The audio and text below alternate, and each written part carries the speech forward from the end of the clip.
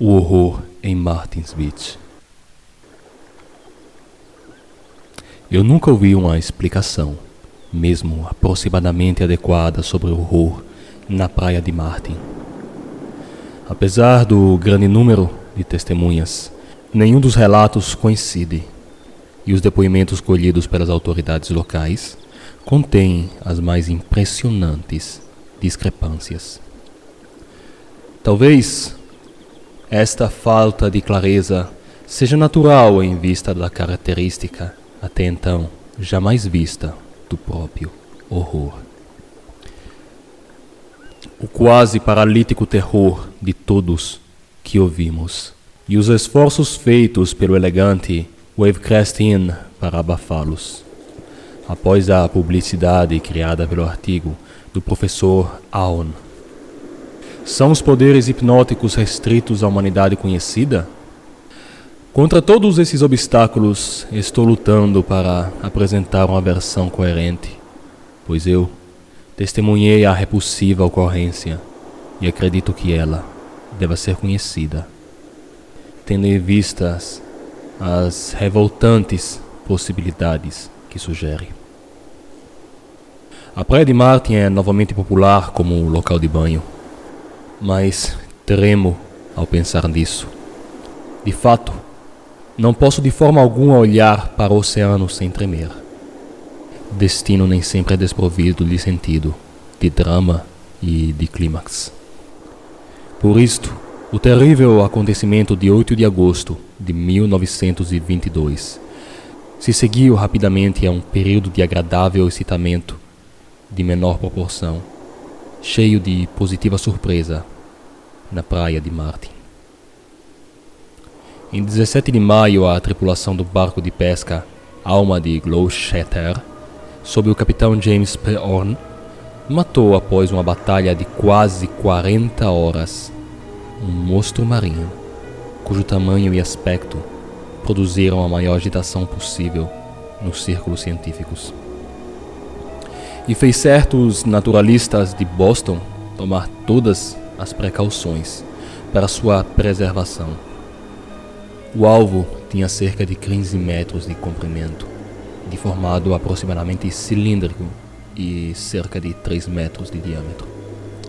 Era, sem sombra de dúvidas, um peixe branqueado de uma das grandes subdivisões, mas com certas modificações curiosas, tais como pernas rudimentares e pés com 6 dedos no lugar de nadadeiras peitorais, os quais provocaram a mais ampla das especulações. Sua boca extraordinária, sua pele grossa e escamosa, e seu olho único, profundo, eram assombrosos, apenas pouco menos singulares do que suas dimensões colossais. E quando os naturalistas definiram como um organismo infante, que não poderia ter sido chocado há mais do que uns poucos dias, no interesse do público se elevou a níveis extraordinários. O capitão Horn, com a típica astúcia Yankee, obteve um barco grande o suficiente para conter o objeto em seu casco e organizou uma exibição de seu prêmio. Com cuidadosa carpintaria, ele preparou o equivalente de um museu marinho e, navegando para o sul, para a rica região da praia de Martin, ancorou o piel do hotel e colheu uma safra de entradas. A intrínseca fantasticidade do objeto e a importância que ele claramente possuía na opinião de muitos visitantes científicos, de perto e de longe, combinaram-se para torná-lo a sensação do momento. Ele era absolutamente único, a um grau cientificamente revolucionário. Era bem compreendido. Os naturalistas haviam mostrado claramente que era diferente dos similares peixes capturados na costa da Flórida, que mesmo obviamente sendo um habitante das mais incríveis profundezas, talvez centenas de metros, seu cérebro e principais órgãos indicavam um desenvolvimento surpreendentemente vasto e fora de proporção com qualquer coisa até então associada com um grupo de peixes. Na manhã de 20 de julho, a sensação foi ampliada pela perda do navio e seu estranho tesouro.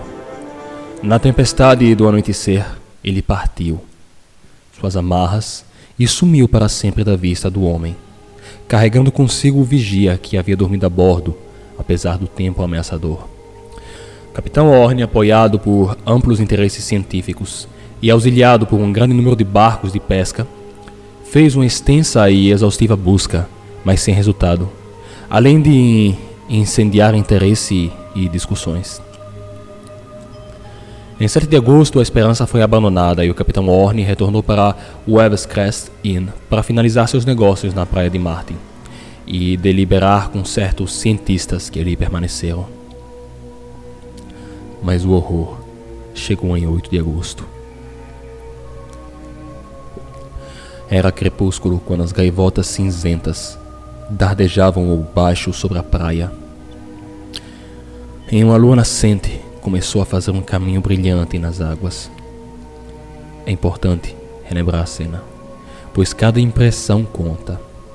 Na praia estavam várias pessoas caminhando, alguns banhistas tardios, grupos distantes de colônias e chalés, que se erguiam modestamente em uma colina verdejante ao norte, ou adjacente ao Inn, situado no topo do penhasco, cujas imponentes torres proclamavam sua dedicação à riqueza e suntuosidade.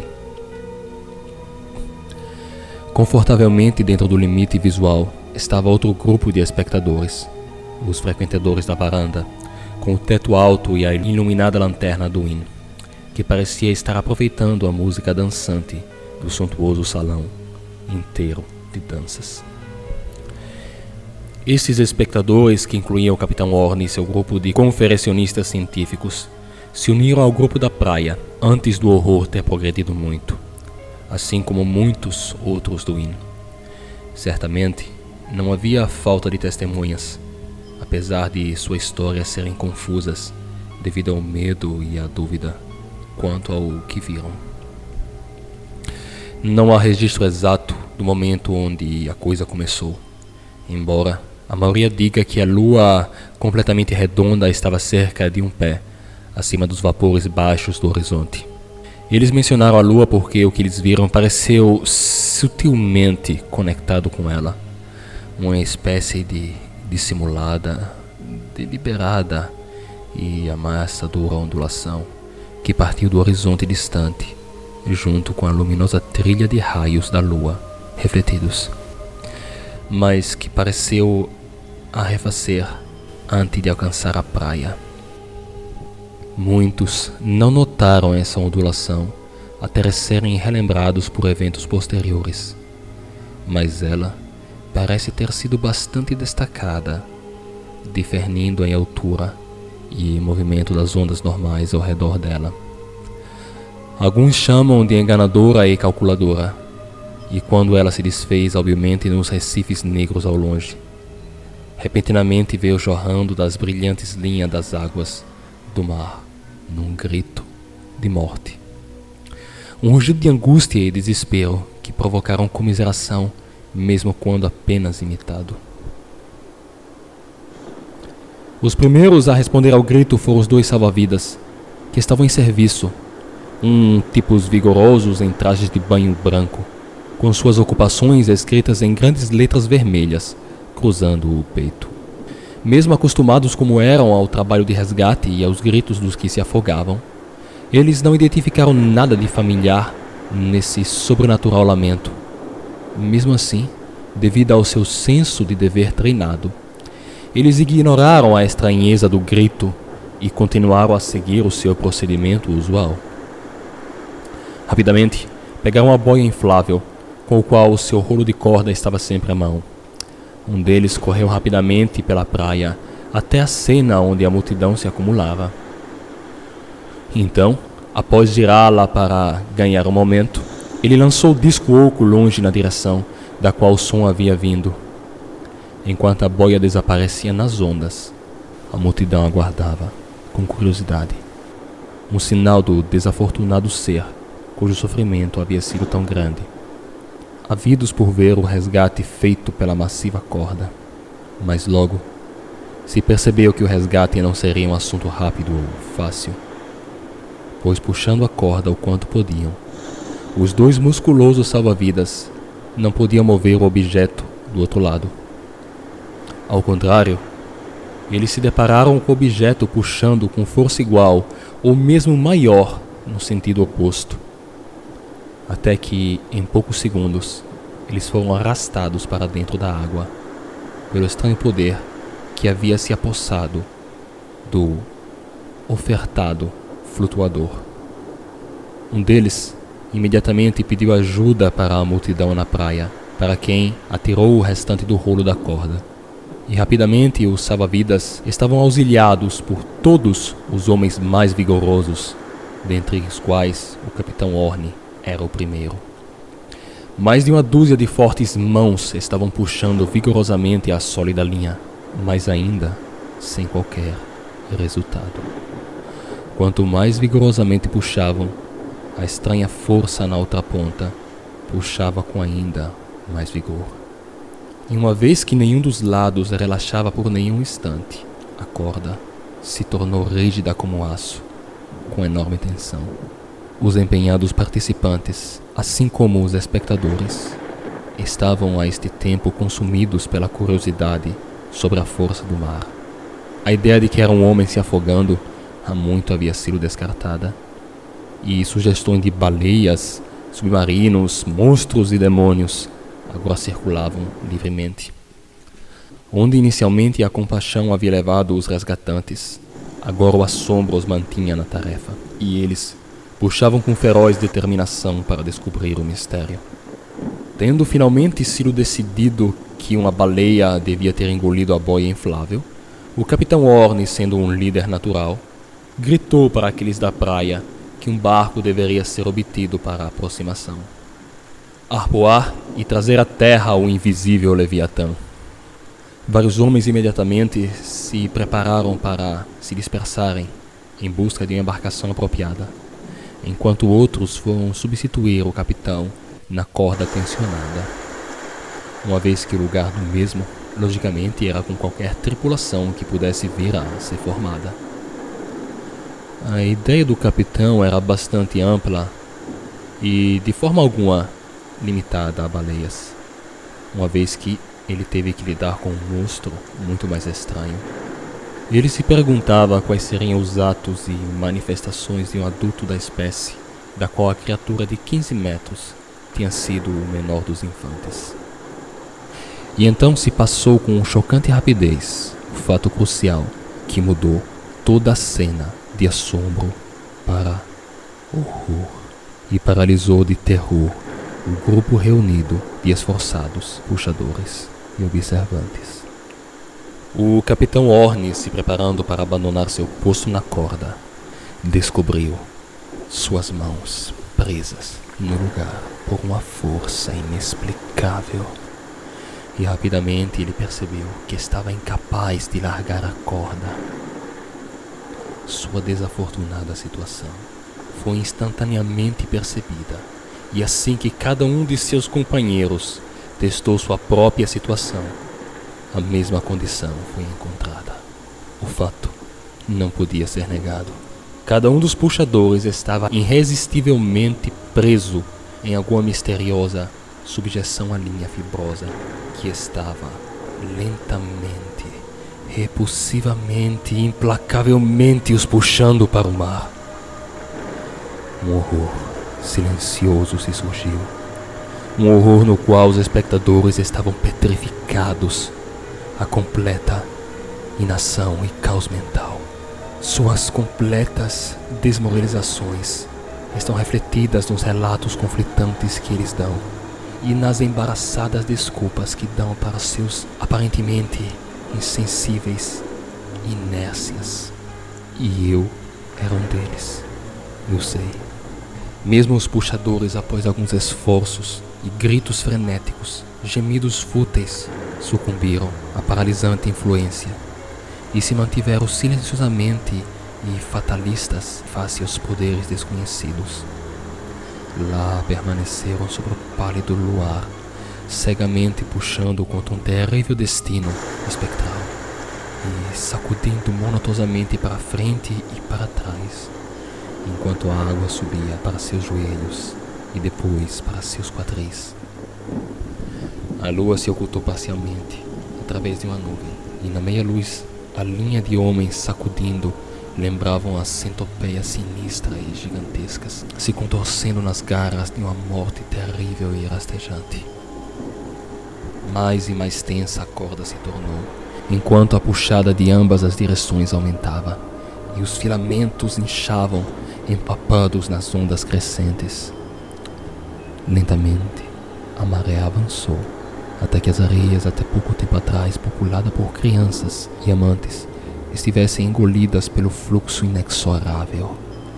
O bando de observadores em pânico se movia abruptamente para trás quando a água subia acima de seus pés, enquanto a terrível linha de puxadores repulsivamente continuava a sacudir, meio submersa, e agora a uma distância substancial da audiência.